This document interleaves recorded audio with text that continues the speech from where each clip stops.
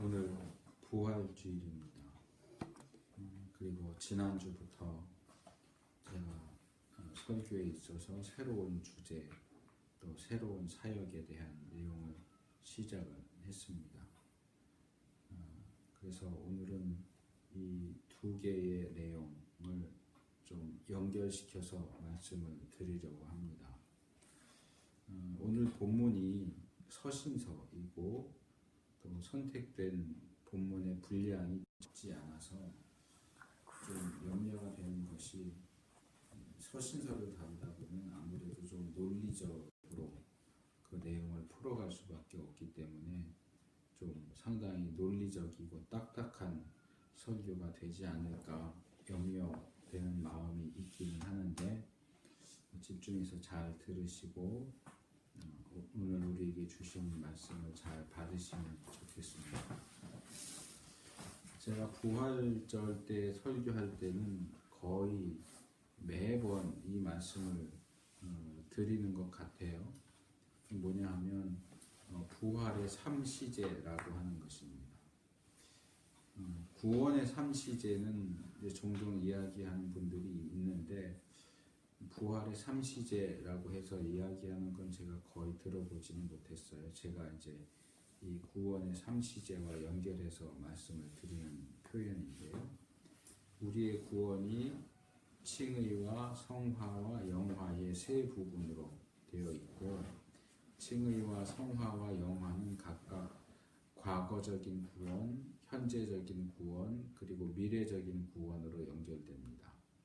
우리가 예수님을 믿었을 때 이미 의롭다 하심을 얻었고 그래서 그것은 과거적인 구원이고 현재 거룩해져 가는 과정을 거치고 있기 때문에 성화는 현재적인 구원이고 우리가 죽거나 예수님이 오셨을 때 완전히 영화롭게 되는 것은 아직 우리가 도달하지 못한 미래의 구원이기 때문에 이 구원을 그렇게 과거, 현재, 미래의 세 개의 시제와 연결시켜서 설명합니다.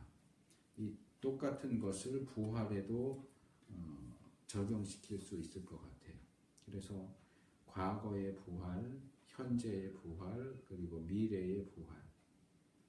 과거의 부활이라고 하는 것은 우리가 예수님을 믿을 때에 상징적이고 신비적으로 예수님의 부활에 동참한다고 하는 겁니다. 이미 오늘 읽은 말씀에도 나오지만 우리가 예수님을 믿고 세례를 받음으로 예수님의 죽으심과 연합하고 예수님의 부활과 연합했다.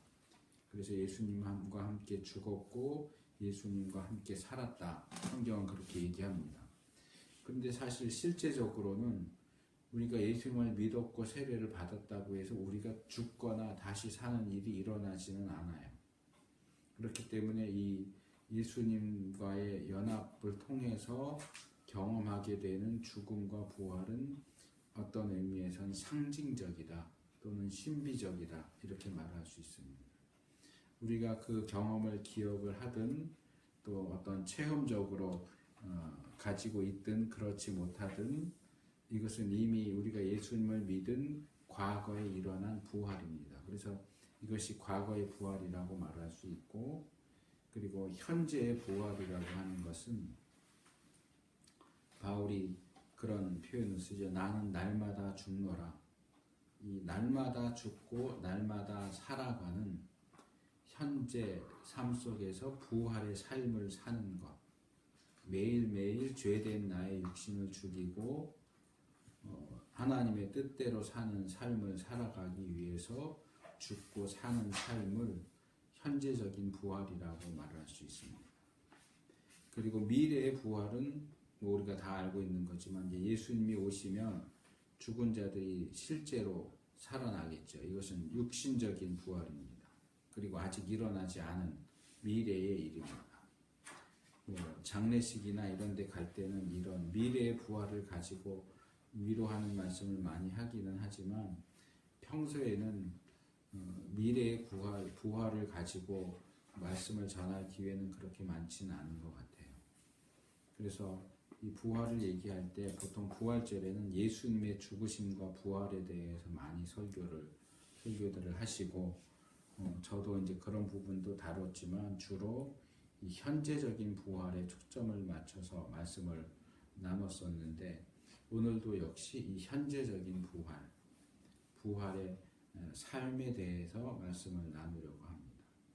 그래서 조금 전에 읽은 로마서 6장 3절에서 13절 말씀을 한 절씩 살펴보면서 부활의 생명 가운데서 행하라. 이게 3절에 나오는 표현에서 따온 건데요. 우리가 예수님과 연합하여 죽고 부활하는 걸 통해서 하나님이 우리에게 부활의 생명을, 예수님의 생명을 우리에게 주셨어요. 그래서 그렇게 해서 받은 그 부활의 생명 가운데 살기를 우리에게 명령하시는데, 그래서 그 하나님의 뜻에 따라 이 땅에서 현재적으로 그 부활의 삶을 살아가는 우리가 되기를 바라는 마음으로 이 말씀을 전합니다. 자, 먼저 로마서 6장 3절 한 절씩 읽고 말씀을 나누도록 하겠습니다. 같이 합심해서 읽겠습니다. 3절입니다. 무릇 그리스도 예수와 합하여 세례를 받은 우리는 그의 죽으심과 합하여 세례 받은 줄을 알지 못하느뇨. 여기서 바울은 가장 기본적으로 세례가 가지는 의미가 무엇인가를 이야기합니다. 예수 믿는 사람은 기본적으로 세례를 받습니다. 근데 그 우리가 받는 세례가 뭘 의미하느냐 라고 할 때 그것을 정확하게 이해하거나 설명하는 분들은 그렇게 많지 않은 것 같아요. 본문에서 바울은 세례의 의미를 그리스도의 연합이다 그렇게 이야기합니다. 우리가 세례를 통해서 예수 그리스도와 하나가 된다, 연합한다. 그리고 이 3절은 특별히 그 연합 가운데서도 예수님의 죽으심과의 연합을 이야기합니다. 우리는 세례를 통해서 예수님의 죽으심과 연합한다. 하지만 세례가 꼭 죽으심과만의 연합은 아닙니다. 그것은 죽으심과의 연합이기도 하고 또 그리스도의 사심, 부활과의 연합이기도 합니다. 그래서 이러한 사실을 이 갈라디아서 2장 20절, 많은 분들이 좋아하는 구절인데 이 구절이 이 두 가지 사실을 함께 이야기하고 있죠. 첫 번째로 이렇게 얘기합니다. 내가 그리스도와 함께 십자가에 못 박혔나니. 그러니까 그리스도와 함께 예수님을 믿을 때에 또 세례를 받을 때에 예수 그리스도와 함께 십자가에 못 박혔다. 즉 죽었다. 그리스도의 죽음과 연합했다. 그리고 두 번째로 그런즉 이제는 내가 산 것이 아니요 오직 내 안에 그리스도께서 사신 것이라. 이제 내가 육체 가운데 사는 것은 나를 사랑하사 나를 위하여 자기 몸을 버리신 하나님의 아들을 믿는 믿음 안에서 사는 것이라. 이제 죽었는데 죽은 걸로 끝나는 게 아니고 또 살아요. 죽었는데 또 살아요. 그런데 그 사는 삶은 어떤 삶이냐? 내가 사는 삶이 아니라고 이야기해요. 내가 사는 게 아니고 내 안에 그리스도께서 사시는 것이다. 그러면 나는 어디 가고 내가 그럼 예수님이냐? 아니요. 그것을 다시 설명하는데 그것은 하나님의 아들을 믿는 믿음으로 사는 것이다. 내가 사는 것이 아니고 내 안에 그리스도께서 사시는 것이다. 그것은 곧 그리스도를 믿는 믿음으로 사는 것이다. 그러니까 부활과 연합한다고 하는 것은 사실은 그리스도를 믿는 믿음으로 사는 삶을 산다 하는 얘기입니다. 그리고 이런 믿음으로 사는 삶은, 이 부활의 삶은 그리스도와 함께 십자가에 못 박혀 죽는 그 사건에 근거하고 있어요. 그래서 못 박혔나니 그런즉 이제는 이렇게 얘기하죠. 그런즉 이제는. 그런즉이라고 하는 것은 우리가 믿음과 세례를 통해서 예수님의 죽으심과 연합해서 십자가에 못 박히고 죽었다. 그렇기 때문에 그렇게 죽은 사람이라고 하면 이제는 또 예수님의 부활과 연합해서 이제는 살게 된다. 지금 내가 살고 있지만 그것은 내가 사는 게 아니고 내 안에 계신 그리스도께서 사시는 것이고 그것은 곧 나를 사랑하사 나를 위해 자기 몸을 버리신 하나님의 아들을 믿는 믿음 안에서 사는 것이다. 이렇게 이야기합니다. 자, 그래서 4절로 넘어갑니다. 오늘 9절이 많아서 조금 빨리 넘어가려고 해요. 자, 4절 같이 읽습니다. 그러므로 우리가 그의 죽으심과 합하여 세례를 받음으로 그와 함께 장사되었나니 이는 아버지의 영광으로 말미암아 그리스도를 죽은 자 가운데서 살리심과 같이 우리도 또한 새 생명 가운데서 행하게 하려 함이니라. 자, 우리가 말씀을 읽을 때 말씀을 빨리 읽는 게 목적이 아니에요. 나 이만큼 읽었다가 중요한 게 아니고 그 말씀을 읽을 때 이 말씀이 이야기하는 게 뭔가를 생각하면서 읽어야 되고 이 말씀을 통해서 우리에게 말씀하고자 하시는 게 뭔가를 캐치해 하는 게 더 중요해요. 빨리 읽는 게 중요하지 않아요. 자, 이 구절을 읽으면 사실은 좀 이상하다라는 생각을 해야 됩니다. 여러분 읽으시면서 이상하다라는 생각했습니까? 자, 이 본문에서 본문이 좀 길긴 한데 이 구절은 제가 금방 소개한 갈라디아서 2장 20절처럼 세례가 가지는 두 가지 측면을 함께 이야기하고 있는데요. 그런데 자세히 보면 서로 짝이 맞지 않는 내용을 하고 있어요. 짝이 맞지 않는다는 얘기는 뭐냐 하면 자, 우리가 세례는 두 가지 측면을 가진다. 세례는 연합인데 하나는 그리스도의 죽으심과의 연합이고 또 하나는 그리스도의 부활과의 연합이다. 이렇게 얘기했습니다. 그러니까 그리스도의 죽음과 나의 죽음, 그리스도의 부활과 나의 부활이 짝을 이루고 있다는 얘기입니다. 그래서 예수님의 죽음과 관련해서 말할 때는 그의 죽으심과 합하여 그의 죽으심에 연합해서 세례를 받음으로 죽었다, 장사됐다 이렇게 얘기합니다. 그러니까 예수님의 죽음이 나의 죽음이다. 그렇게 이야기하고 있어요. 그렇다면 거기에 짝이 되는 부활의 연합은 이렇게 기록하는 것이 맞아요. 그리스도를 죽은 자 가운데 살리심과 같이 우리도 살리게 하려 하심이라. 이래야 짝이 맞죠. 예수님의 죽으심과 연합해서 우리도 죽게 하셨다고 한다면 예수님을 살리심과 같이 우리도 살게 하셨다. 우리도 살리셨다. 예수님이 부활하신 것처럼 우리도 부활하게 하신다. 이렇게 말해야 되는데 바울은 본문에서 그렇게 말하지 않아요.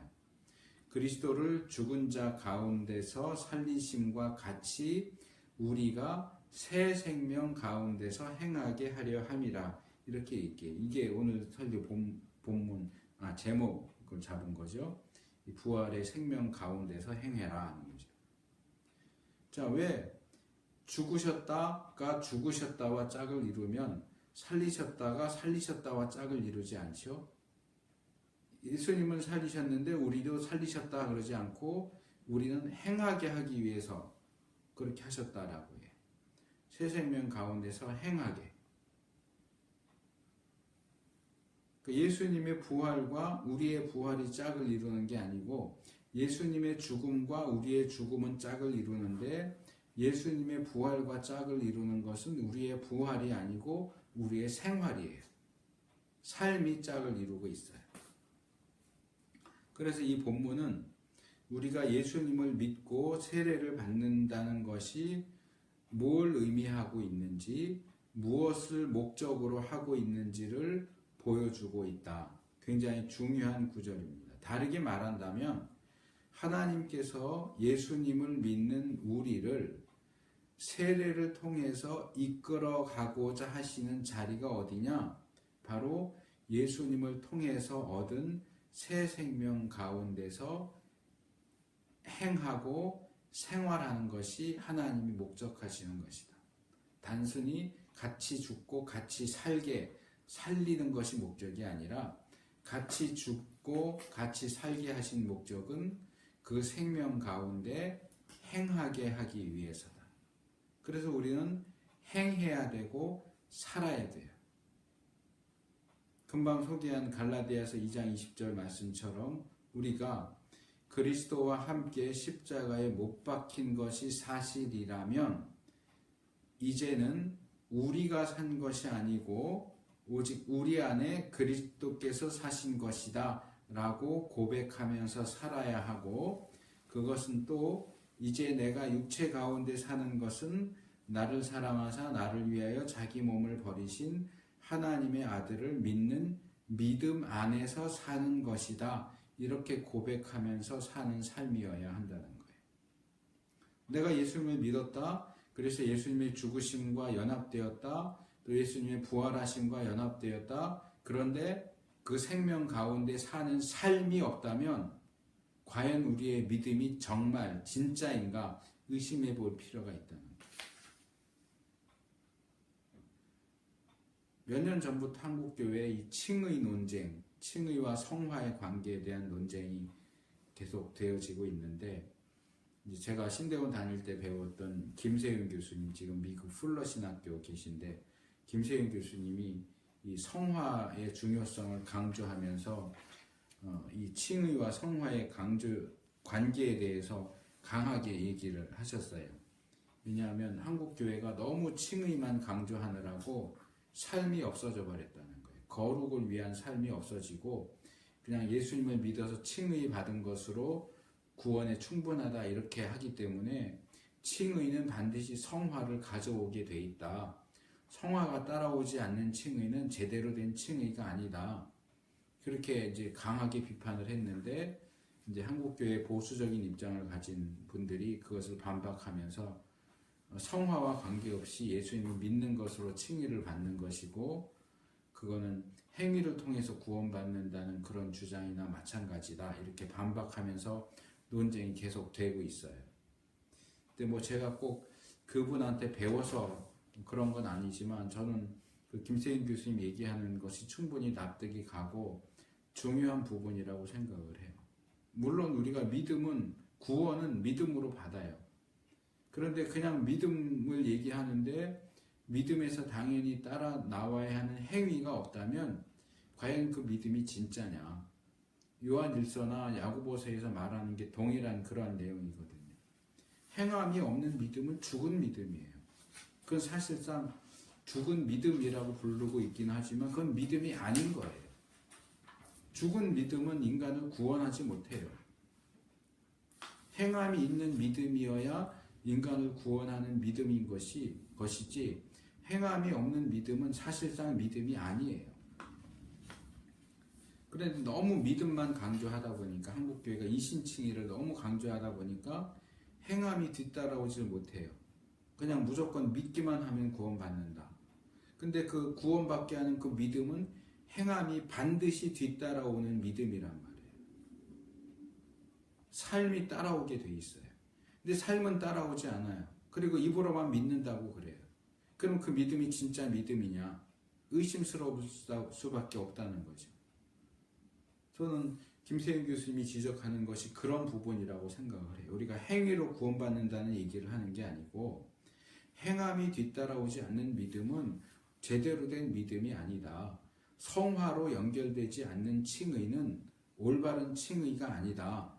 성경적인 칭의라고 볼 수 없다라고 하는 주장을 하시는 것으로 저는 이해를 해요. 그래서 우리가 정말 예수님을 믿어서 그분의 죽으심과 부활하심에 연합한 자가 되었다면 당연히 그 믿음에 뒤따라 나오는 행위, 삶, 행동이 나타나야만 한다는 거예요.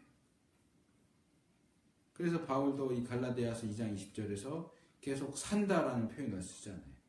우리가 산 것이 아니요 그리스도께서 사신 것이라, 내가 육체 가운데 사는 것은 믿음 안에서 사는 것이다. 사는 것이 없으면 믿음을 골백 번을 얘기해도 아무 소용이 없어요. 행함이 없는 믿음이 헛것인 것을 알지 않느냐.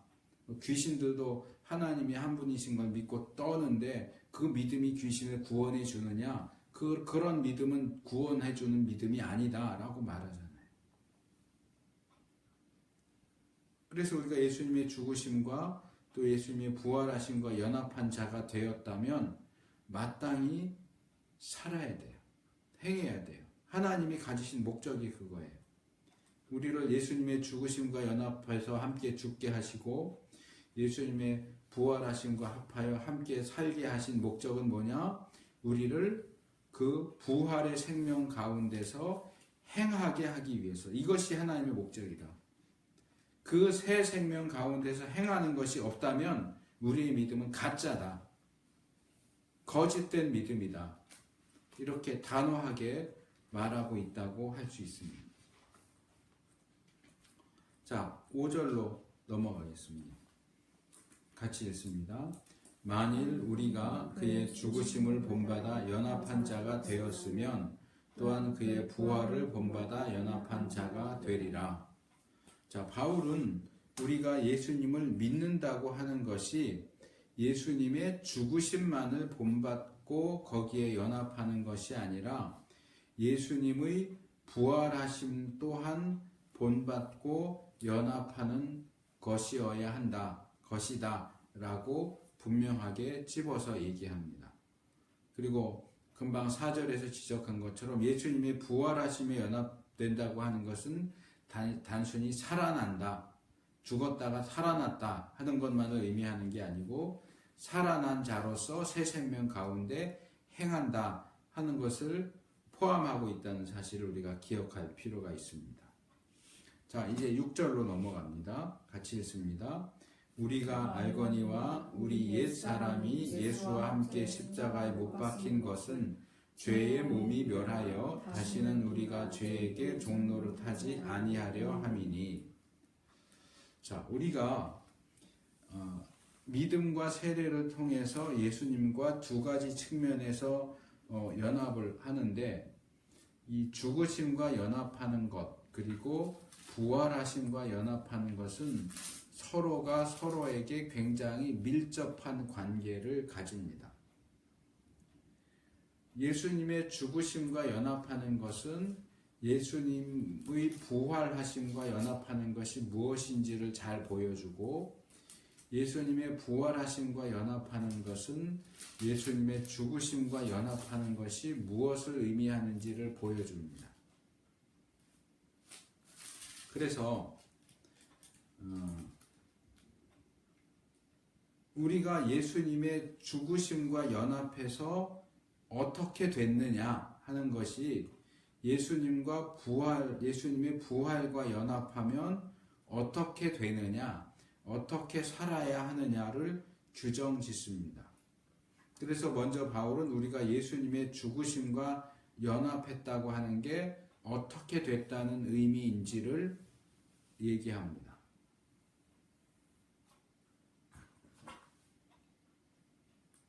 그것을 갈라디아서에서는 우리가 예수님과 함께 십자가에 못 박혔다 그렇게 얘기하고요.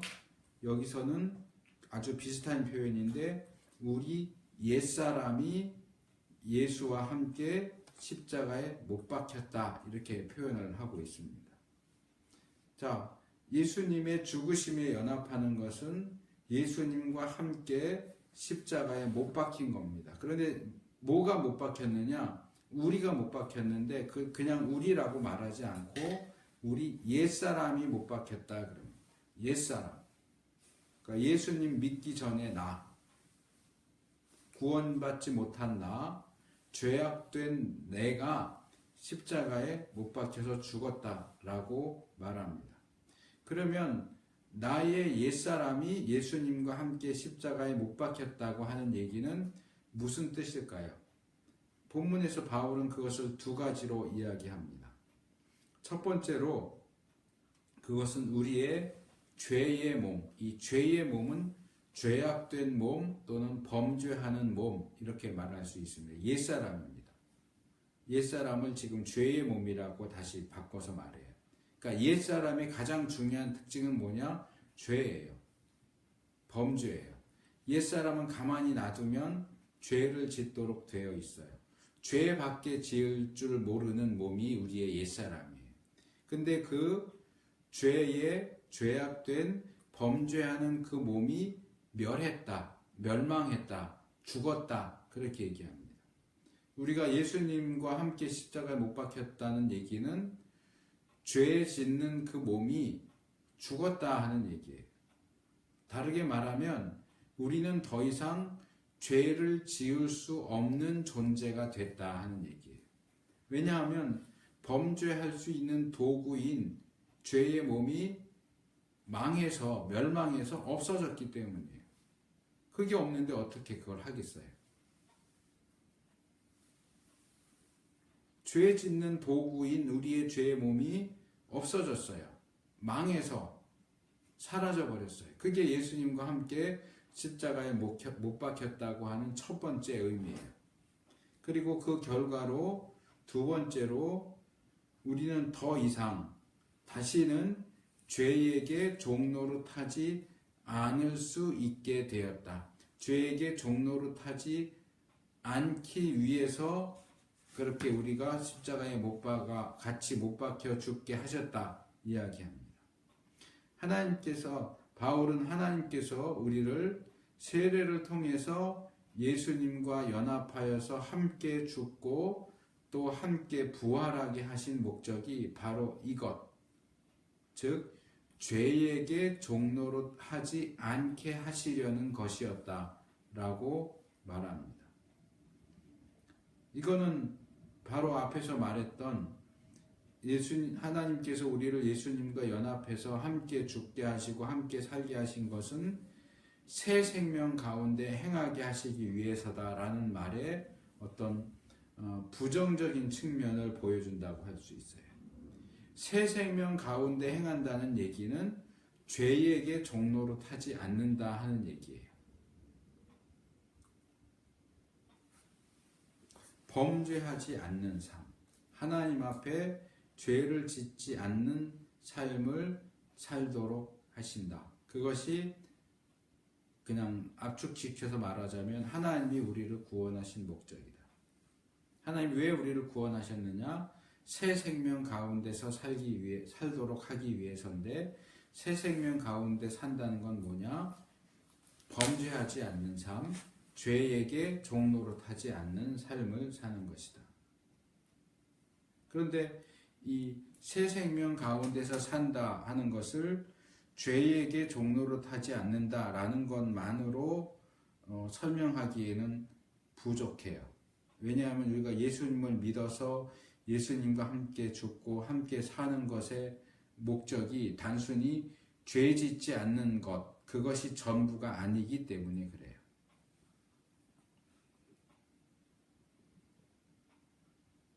예수님과의 연합이 두 가지 측면이 있다고 그랬죠. 죽으심과 연합하는 것이고 부활하심과 연합하는 것, 부정적인 측면, 죽는 것과 긍정적인 측면, 사는 것, 그렇게 있다고 할 때 이 그리스도와 부활해서 산다 하는 것 역시도 두 가지 측면이 있어요. 그 부정적인 측면, 소극적이고 부정적이고 최소한의 요소라고 할 수 있는 것이 죄 짓지 않는 삶, 죄의 종노릇하지 않는 삶이에요.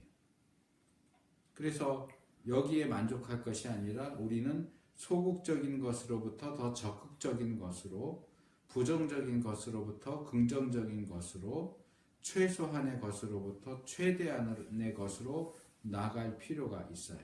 왜냐하면 그것이 전부가 아니기 때문에. 예를 들면 삼성카드나 현대카드 많이 얘기하는데, 그 카드가 있으면 카드가 주는 혜택이 있잖아요. 그런 카드는 또 웬만한 사람들은 만드는 것도 쉽지 않던데, 그 혜택이 있는데 굳이 그 카드의 혜택을 우리가 최소한으로만 받을 필요가 없잖아요. 기왕 만들었으면 그 혜택을 최대한으로 받아야죠. 예수님을 믿고 세례받아서 예수님과 연합했다면 그것이 우리에게 주는 혜택을 최소한만 받고 이거 좋다, 그리고 거기에 만족하면 안 되겠죠. 그것이 주는 혜택을 최대한으로 받고자 해야 되겠죠. 그 부분을 7절에서 슬쩍 언급합니다. 같이 읽습니다. 7절 시작. 이는 죽은 자가 죄에서 벗어나 의롭다 하심을 얻었음이니라. 자, 앞에서는 죄의 몸이 멸했다 얘기했고 또 죄의 종노릇을 하지 않는다라고 했는데 7절로 오니까 이번에는 죄에서 벗어났다. 예수님과 함께 십자가에 못 박혀서 죽은 자는 죄에서 벗어났다라고 얘기합니다. 이런 죄의 몸이 멸했다, 죄에게 종노릇하지 않는다, 그리고 죄에서 벗어났다 하는 이것은 조금 전에 제가 소극적이고 부정적이고 최소한의 요소라고 말했고, 여기서 우리는 더 적극적이고 긍정적이고 최대한의 요소로 나가야 된다 그랬습니다. 그리고 이 7절에서 바울이 그것을 슬쩍 언급한다 그랬는데 그게 뭐냐 하면 의롭다 하심을 얻었다 하는 거예요. 죄에서 벗어났다, 죄에서 벗어나는 것이 목적이 아니고 의롭게 되는 것이 목적이다. 제가 전에 광야에 대한 설교를 하면서 출애굽의 목적이 뭐냐? 출애굽의 목적은 애굽에서 나오는 게 목적이 아니고 그것이 전부가 아니고 가나안에 들어가는 것. 출애굽과 입가나안이 함께 쌍을 이룬다 그랬어요. 애굽에서 나오는 것이 전부가 아니에요. 애굽에서 나왔는데 광야에서 죽어버리면 아무 의미가 없어요. 마찬가지로 죄에게서 벗어났어도 의롭다 하심을 얻는 자리로 가지 않는다면 문제가 전부 해결됐다고 말할 수 없어요. 예수님이 복음서에서 어떤 사람에 대해서 얘기하죠. 그 사람에게서 귀신이 나왔어요. 왜 나왔는지 모르겠지만 나와서 어디 더 좋은 데가 있나 찾으러 돌아다니는데 없어요. 그래서 뭐라 그래요? 아, 내가 원래 살던 데로 돌아가야지. 와보니까 집이 깨끗이 청소되고 아무도 살지 않아요. 그러니까 자기보다 더 악하고 못된 귀신 7을 더 데려와서 이제 8 귀신이 들어와서 살아요. 그래서 그 사람의 형편이 처음보다 악하게 됐다, 나쁘게 됐다, 그렇게 말씀하시죠. 그 속에 있던 귀신을 내보내는 것, 쫓아내는 것만으로 충분하지 않아요. 거기에 성령님이 들어와 오셔서 자리를 차지하셔야 돼요. 그렇지 않으면 그 상황이 더 나빠져요. 우리가 죄에서 벗어나는 것만을 목적으로 삼아서는 안 되고, 죄로부터 벗어나는 것은 의롭다 하심을 입는 그 자리로 들어가기 위한 출발 지점일 뿐이에요. 그러니까 소극적인 것, 죄에서 벗어나는 것은 소극적인 것이고 의롭다 하심을 얻는 것은 적극적인 것이에요. 죄로부터 벗어나는 것은 부정적인 측면이고 의롭다 하심을 얻는 것은 긍정적인 측면이에요. 죄로부터 벗어나는 것은 우리가 받은 구원의 최소한의 요소고 의롭다 하심을 얻는 것이 구원으로부터 얻는 최대한의 요소예요.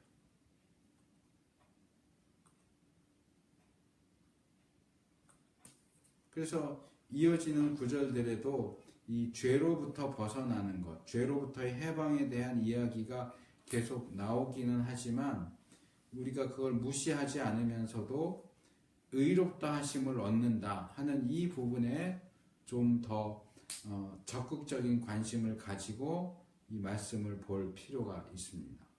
자, 8절로 넘어갑니다. 같이 읽습니다. 만일 우리가 그리스도와 함께 죽었으면 또한 그와 함께 살 줄을 믿노니. 자, 여기서 바울은 의롭다 하심을 얻었다는 그것을 앞에서 사용한 표현을 다시 사용해서 묘사하고 있습니다. 그게 뭐냐? 그리스도와 함께 산다 하는 거예요. 자, 우리가 그리스도와 연합하는 삶은 뭐냐? 단순히 죄를 짓지 않는 삶이 아니고 더 적극적으로 그리스도와 함께 사는 삶이다. 근데 문제는 그럼 그리스도와 함께 사는 삶이 어떤 건데 라고 물어볼 때 그것을 구체적으로 이거야 라고 말하기가 어렵다는 거예요. 그런 개념이 우리에게 별로 제대로 갖추어져 있지 않다고 하는 거예요. 그래서 이어지는 구절들을 통해서 이 부분에 대한 답을 찾아보려고 합니다. 자, 9절입니다. 이는 그리스도께서 죽은 자 가운데서 사셨음에 다시 죽지 아니하시고 사망이 다시 그를 주장하지 못할 줄을 알미로라. 그래서 바울은 이 구절에서 그리스도와 함께 사는 삶을 다시 설명하고 있는데 여전히 다시 소극적이고 부정적인 측면에서 설명을 하고 있어요. 그리스도께서 다시 사셨다 하는 것은 부정적으로 말해서 첫째로 다시 죽지 않으신다 하는 것이고 둘째로는 사망의 주장을 받지 않으신다 하는 거예요. 왜 자꾸 이렇게 부정적으로 표현할까? 이게 아마 어려워서인 것 같아요. 우리가 잘 알지 못하는 어떤 것들을 설명할 때 그게 이거야 라고 설명하면 잘 알아듣지 못하는 경우가 많아요. 근데 우리가 이미 알고 있는 것들과 비교해서 너는 네가 그게 이거라고 생각하지 이거 아니야. 그거는 이게 아니야. 라는 식으로 설명할 때 조금 더 잘 알아들을 수 있어요. 그거 적극적으로 그것이 어떤 것인지를 설명하는 것이 더 좋긴 하겠지만 우리가 알아듣기 힘들 때는 우리가 알고 있는 그런 것이 아니다. 하나님이 어떤 분이냐 라고 할 때 적극적인 개념들을 가지고 설명할 수 있겠지만 우리가 몇 년 전에 한동안 거룩에 대해서 연속으로 말씀을 드렸는데 사실 거룩하다를 긍정적으로 설명하기가 굉장히 힘들어요. 거룩이 뭔지. 그러다 보니까 거룩은 이게 아니고 이것도 아니고 이것도 아니고 이런 것도 아니고 이런 것도 아니고 이렇게 설명할 때 거룩이 최소한도로 소극적으로 볼 때 이러이러한 것이 아니구나. 이러한 것들과는 반대되는 것이구나 해서 거룩의 개념을 잡을 수가 있듯이 이 그리스도와 함께 산다고 하는 것이 긍정적으로 이런 거야 말해가지고는 알아듣기가 쉽지 않기 때문에 이런 게 아니야를 가지고 설명을 하는 거예요. 그래서 그리스도와 함께 사는 삶은 뭐냐? 죽지 않는다. 한번 죽고 다시 살았기 때문에 더 이상은 죽지 않는다. 죽지 않는 삶이다. 그리고 사망의 주장을 받지 않으신다. 동일한 것을 예수님께서 요한복음 11장 25절과 26절 나사로 사건인데요. 거기서 말씀하시죠. 많이 알려진 유명한 말씀이에요.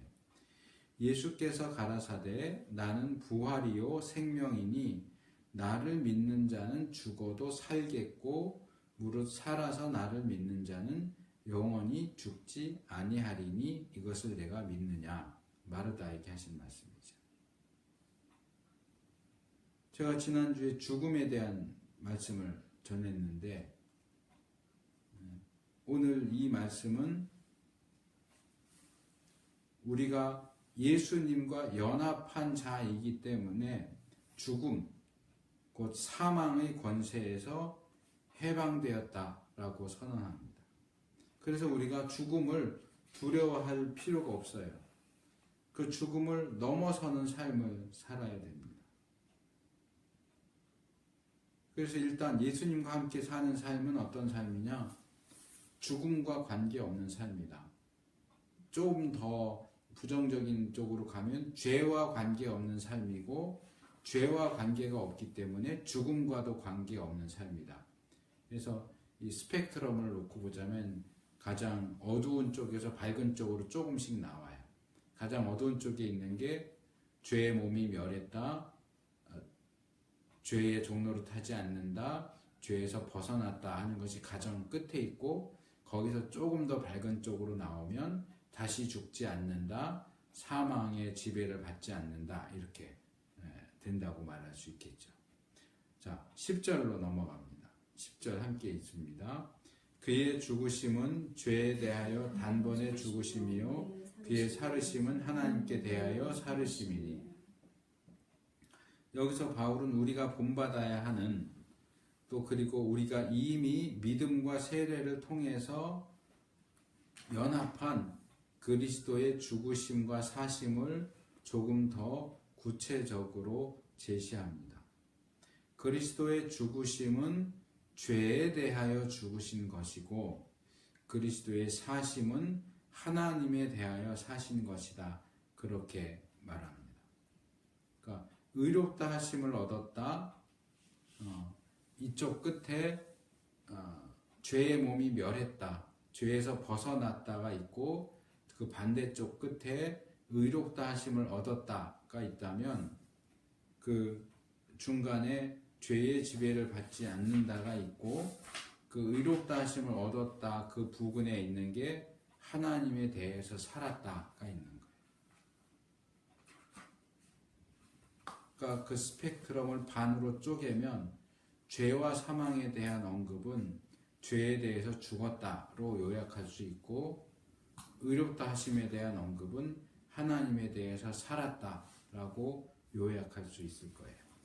그래서 예수님의 죽으심과 사심이 죄에 대한 죽음과 하나님께 대한 사심이라고 한다는 사실은 예수님과 연합한 우리의 죽음과 삶도 역시 예수님의 그것과 동일하다. 믿음과 세례로 예수님과 연합한 우리도 역시 죄에 대하여 죽은 것이고 하나님에 대하여 산 것이다. 그렇게 적용을 하게 되는 거죠. 그래서 11절입니다. 있습니다. 이와 같이 너희도 너희 자신을 죄에 대하여는 죽은 자요 그리스도 예수 안에서 하나님을 대하여는 산 자로 여길지어다. 그래서 우리는 우리 자신에 대해서도 예수님이 그러신 것처럼 죄에 대해서는 나는 죽었다. 그리고 하나님에 대해서는 나는 살았다. 그렇게 여기라고 명령을 받고 있습니다. 그런데 여기까지 이렇게 말씀을 살펴보면서 좀 이상하다 하는 점을 느끼셨는지 모르겠어요. 실제적인 측면에 대한 얘기입니다. 제가 이것을 스펙트럼으로 설명하고 한쪽 끝에 죄의 문제, 사망의 문제를 얘기했고 반대쪽 끝에 의와 하나님에 대한 얘기를 했는데, 이 부정적인 측면, 어두운 측면, 죄와 사망의 문제를 놓고 생각할 때 우리가 예수님의 죽으심과 연합했기 때문에 우리의 죄의 몸이 멸했고 죄에게 종노릇하지 않게 되었고 죄에 대해서 죽었고 사망이 우리를 주장할 수 없고 죄에서 해방되었다. 이렇게 얘기하는데 과연 그것이 우리의 삶 속에서 실제 사실이라고 생각을 하시나요? 정말 우리는 죄와 아무 상관이 없는 자들이 되었습니까? 우리는 정말 죄 짓지 않는 삶을 살고 있습니까? 예수 믿는 사람은 진짜 이 땅을 살아가면서 어떤 질병이나 사고나 또는 나이 듦을 통해서도 죽지 않는 자들이 되었습니까? 2000년 전에 예수님 오신 이래로 예수님을 믿은 모든 믿는 자들은 더 이상 죽지 않고 지금까지도 계속 살고 있습니까? 이게 사실이 아니란 말이에요. 현실이 아니란 말이에요. 그런 식으로 주장하는 것은 구원파 같은 이단들이나 하는 주장이지 성경적인 주장이라고 말하기 어려울 것 같아요. 그런데 분명히 바울은 본문에서 우리가 예수님의 죽으심과 연합했기 때문에 죄와 관계없는 자가 되었고 사망과 관계가 없는 자가 되었다라고 이야기를 하고 있다는 거예요. 우리가 이 부분을 어떻게 받아들여야 될까? 바울이 지금 우리의 현실과는 전혀 동떨어진 연결시킬 수 없는 그런 이야기를 하고 있는 것인가? 아니면 뭔가 우리가 도달하지 못하고 우리가 알지 못하는 어떤 특별한 것을 이야기하고 있는가? 여기서 우리가 특별히 주목해야 할 단어가 하나 있습니다. 그것은 이 구절 끝에 나오는 여기라 라는 표현이에요. 여기라. 자, 이렇게 물어볼 수 있어요. 바울은 자, 우리가 예수님께서 십자가의 죽으심으로 죄에 대하여 죽으셨다.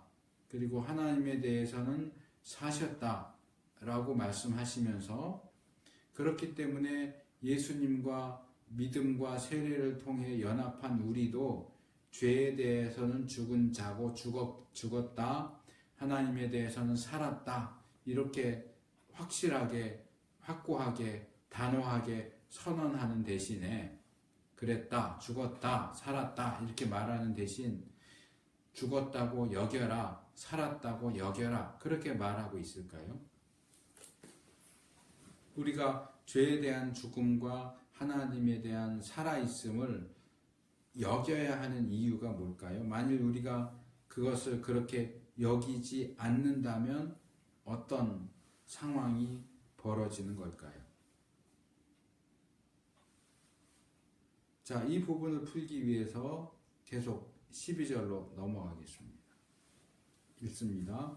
그러므로 너희는 죄로 너희 죽을 몸에 왕노릇하지 못하게 하여 몸의 사욕을 순종치 말고.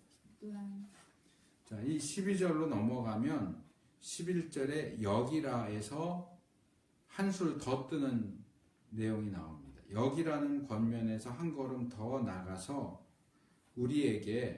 우리가 죄로 하여금 우리의 죽을 몸에 왕노릇하지 못하게 하라고 명령을 합니다. 또 우리가 우리 죽을 몸의 사욕에 순종하지 말라 그렇게 명령하고 있습니다. 그런데 바울은 이미 우리의 죽을 몸, 죄의 몸, 옛사람이 죽었다고 얘기했잖아요. 그래서 우리는 더 이상 죄를 지을 수 없게 되었다고 말했잖아요. 죽을 수도 없게 되었고 죄를 지을 수도 없게 되었다고 말했잖아요. 그런데 왜 또 여기서 새삼스럽게 죄가 우리의 죽을 몸에 왕노릇하지 못하게 하라 그렇게 얘기합니까? 이미 우리는 죽을 몸을 벗었잖아요. 우리의 죽을 몸은 이미 예수님과 함께 십자가에 못 박혀서 죽었어요. 그래서 우리는 죄와 상관이 없는 몸이 되었고 죄는 우리와 아무 상관이 없어요. 우리는 더 이상 죄의 종노릇하지 않는 존재가 됐어요. 죄는 우리에게 왕노릇을 할 수가 없게 되었다고 얘기했는데 여기 와서 다시금 죄가 우리에게 왕노릇하지 못하게 해야 된다라고 말해요. 왜 이렇게 모순되어 보이는 말을 할까요? 또 우리의 옛사람이 죽었고 우리의 죄의 몸이 죽었는데 우리 죽을 몸의 사욕에 순종하지 말라고 그래요. 우리 죄의 몸이 죽었고 죽을 몸이 없어져 버렸다면 그 몸에서 나오는 죄된 사욕은 어디서 나오는 거예요? 그 사욕은 누구 거예요? 그게 이미 죽었다면 우리 안에 그런 사욕도 없을 텐데 우리 안에 존재하지도 않는 그런 사욕과 싸우라고 명령하는 이유가 뭘까요?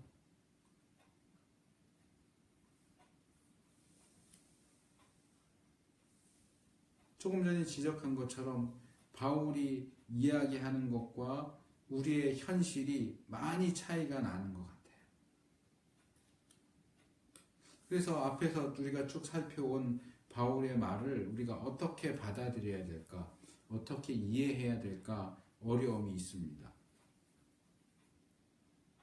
자, 마지막 13절까지 읽고 이 부분에 대한 답을 생각을 해보겠습니다. 13절입니다. 또한 너희 지체를 불의의 병기로 죄에게 드리지 말고 오직 너희 자신을 죽은 자 가운데서 다시 산 자 같이 하나님께 드리며 너의 지체를 의의 병기로 하나님께 드리라.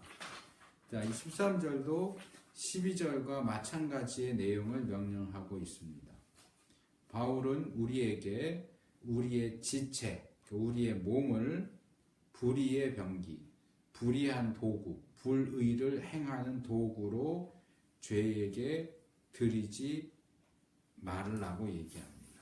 그 대신에 우리는 우리의 지체를 의의 도구, 의의 병기, 의로운 일을 행하는 도구로 하나님께 드리라고 명령하고 있습니다. 이 말씀에 의하면 우리가 불의한 삶을 사느냐, 의로운 삶을 사느냐, 죄의 종으로 사느냐, 하나님의 종으로 사느냐 하는 것은 우리가 우리 자신의 지체, 몸을 어떻게 사용하느냐, 누구에게 드리느냐, 바치느냐 하는 것에 달려 있습니다. 하지만 그렇다고 한다면 우리가 예수님을 믿고 세례를 받아서 예수님과 함께 죽고 함께 살아난 것이 무슨 의미가 있을까요?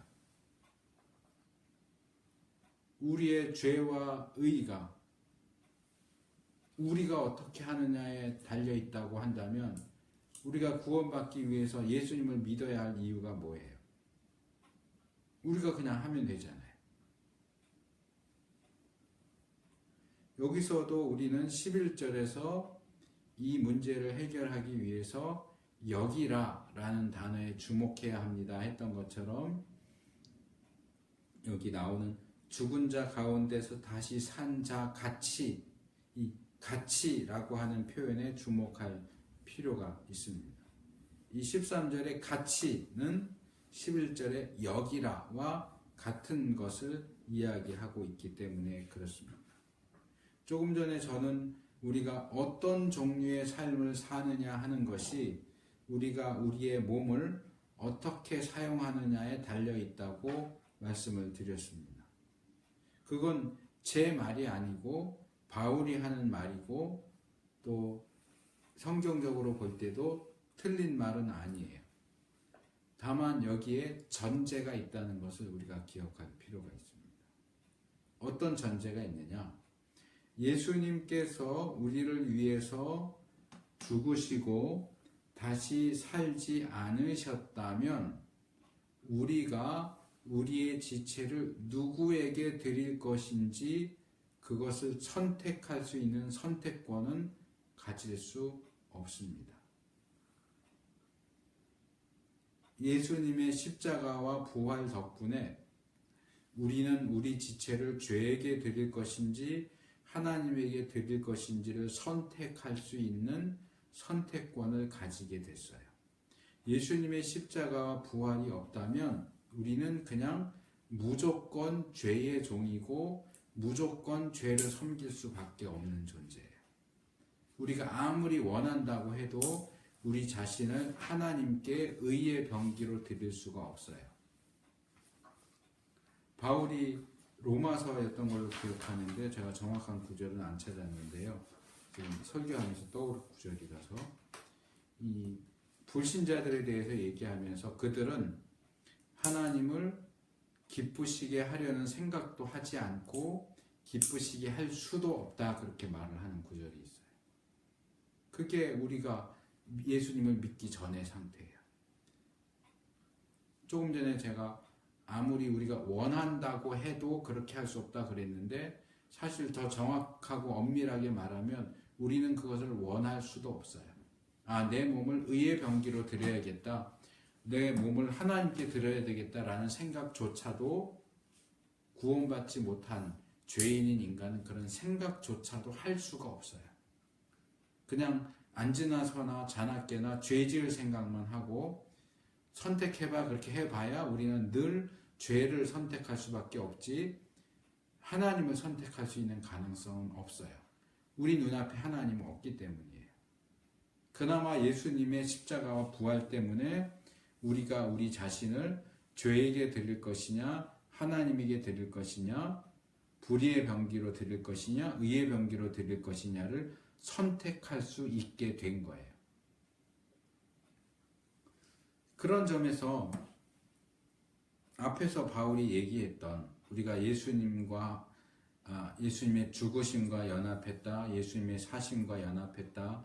그래서 죄와 관계없는 자가 되었다. 사망과 관계없는 자가 되었다 하는 얘기, 심지어는 의롭다 하심을 얻었다 하는 것도 어떤 선언이라고 보기보다는 가능성이라고 보는 것이 더 옳을 것 같아요.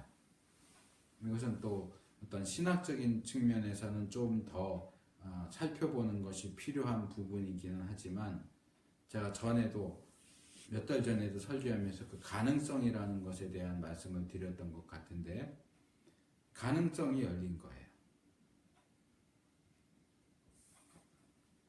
하나님을 선택할 수 있는 가능성, 죄의 지배를 받지 않을 수 있는 가능성, 사망의 지배를 받지 않을 수 있는 가능성, 의롭게 살 수 있는 가능성. 근데 가능성이에요.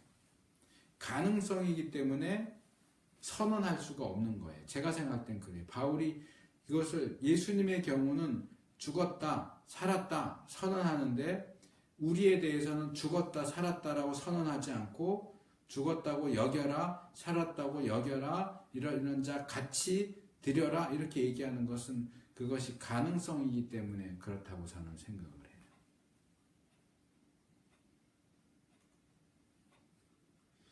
죄에 대하여 죽고 하나님에 대하여 사는 것, 우리의 지체를 죄에게 드리지 않고 하나님에게 드리는 그것은 예수님의 십자가와 부활을 전제로 할 때에만 가능한 일이에요. 그래서 늘 우리는 예수님의 십자가와 부활을 염두에 두고서 생각하고 행동해야 돼요. 그 십자가와 부활을 인해서 우리는 죄에 대하여 죽고 하나님에 대하여 살 수 있는 가능성을 얻게 되었습니다. 그것의 근거에서 우리 지체를 죄에게 드리지 않고 하나님에게 드릴 수 있는 가능성이 열렸습니다. 우리가 그런 가능성과 그러한 가능성이 열렸다고 하는 사실을 염두에 두지 않는다면, 기억하지 않는다면, 그런 사실을 그렇구나라고 여기지 않는다면 우리는 우리 자신만의 힘으로 그 일을 하려고 할 것이고, 그렇다면 우리는 절대로 그 일을 할 수 없습니다. 가능성이 열렸다고 할지라도 우리는 그 일을 할 수가 없습니다.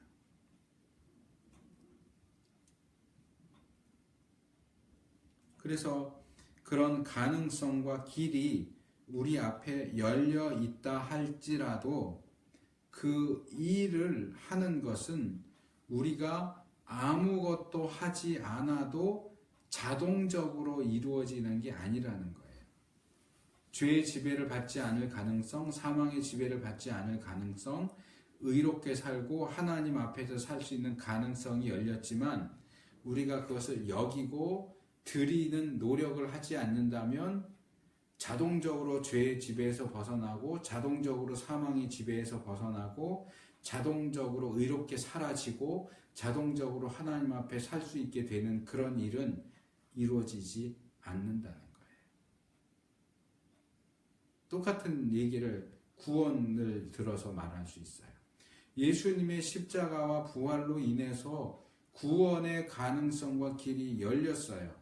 그렇다고 할지라도 실제로 예수님을 믿지 않는다면 그 가능성과 길이 열렸음에도 불구하고 믿지 않는다면 구원받을 수 없어요. 그렇잖아요. 구원의 길이 열렸어요. 그런데도 예수님을 믿는 그 일을 하지 않는다면, 물론 믿는 그 일도 바울이 에베소서에서 말하는 것에 의하면 우리의 행함이 아니기는 하지만 하나님께서 예수님의 십자가와 부활을 통해서 구원의 길을 다 열어놓으셨어도 우리에게 믿음을 요구하세요. 말하자면 집 문을 열어놓고 들어와가 믿어. 집 문 열어놨어요. 우린 집 밖에 있는데 그동안은 문이 잠겨서 못 들어갔는데 문을 열었어요. 그리고 들어와 그러세요. 그럼 들어가야 집 안으로 들어갈 수 있는 거 아니에요. 집 바깥에 서 있으면서 이제 문이 열렸으니까 나는 집 안에 들어간 거나 마찬가지야. 그럼 들어가 있는 게 되나요? 들어가야죠. 구원의 문이 열렸어요. 그럼 믿어야 돼요. 믿어야 구원을 얻을 수 있어요. 그래서 제가 가능성이고 길이 열렸다라고 표현을 하는 거예요. 믿지 않는 사람들이 예수님의 십자가에 죽으시고 부활하셔서 구원의 길을 열어놓으셨다고 해서 믿지 않는 사람들이 여전히 믿지 않음에도 불구하고 구원을 받을 수 있느냐? 아니요. 믿지 않는 한은 구원을 받을 수가 없어요. 우리가 예수님을 믿고 세례를 받아서 그분의 죽으심과 부활하심에 연합된 자들이라면 그 사실을 분명하게 인식하고 여기고 그에 합당한 삶을 살기 위한 최대한의 노력을 기울여야 합니다. 그리스도의 십자가와 부활이 우리 구원에 있어서 필수적인 요소이기는 하지만 그것이 누구에게나 자동적으로 적용되지 않는 사실을 명심해야 됩니다. 그리고 예수님께서 십자가와 부활을 통해서 우리에게 허락하신 그 새 생명 가운데서 행하는 그 일도 자동적으로 되지 않아요. 그래서 바울이 명령하는 거예요. 여기라고 명령하고 드리라고 명령하고 행하라고 명령을 하는 거예요. 하나님께서 그 새 생명 가운데 행하도록 하기 위해서 우리를 부르셨어요. 우리의 구원을 위해서 우리가 새 생명 가운데 사는 삶을 위해서 필요한 모든 일을 하나님이 다 이루어 놓으셨어요. 문을 열어 놓으셨어요. 하지만 우리에게 넌 아무것도 안 해도 돼. 다 끝났어. 그러지 않으세요. 문을 열어 놓으시고는 들어와 그러세요. 믿어 그러세요. 행해. 순종해 그러세요. 하나님이 다 하셨다고 해서 쉽게 거기에 편승해서 난 아무것도 하지 않아도 그냥 립 서비스 하듯이 나 믿어요. 요거 한마디만 하면 구원도 받을 수도 있고 의로운 삶도 살 수 있을 거라고 그렇게 생각하시면 안 됩니다. 그런 생각은 버리셔야 돼요. 히브리서 기자가 책망하듯이 히브리서 12장 4절에서 너희가 죄와 싸우되 아직 피 흘리기까지는 대항치 아니하고 이렇게 말했던 것처럼 그런 책망을 들어서는 안 됩니다. 너 예수님 믿어요 라고 해놓고 죄와 싸워야 되는데 죄가 나를 지배하지 않도록 죄가 나에게 왕노릇하지 않도록 내가 죄의 종노릇하지 않게 하기 위해서는 죄와 피 흘리기까지 싸워야 되는데 예수님이 다 하셨어. 난 아무것도 안 해도 돼. 전혀 피 흘릴 생각도 안 하고 손가락 하나조차 까딱하지 않으려고 하는 사람은 제가 단언컨대 그 사람은 구원받은 사람 아닙니다. 믿는 사람이라고 말할 수 없습니다. 우리는 우리 자신을 위해서 그리고 우리를 위하여 죽으시고 부활하신 예수님을 위해서 또 이 모든 구원 사역을 계획하고 이끄신 우리 하나님 아버지를 위해서 힘을 내야 합니다. 부활의 생명 가운데서 행하는 자가 되어야 합니다. 그 일을 위하여 힘쓰고 애쓰는 우리들이 될 수 있기를 축복합니다.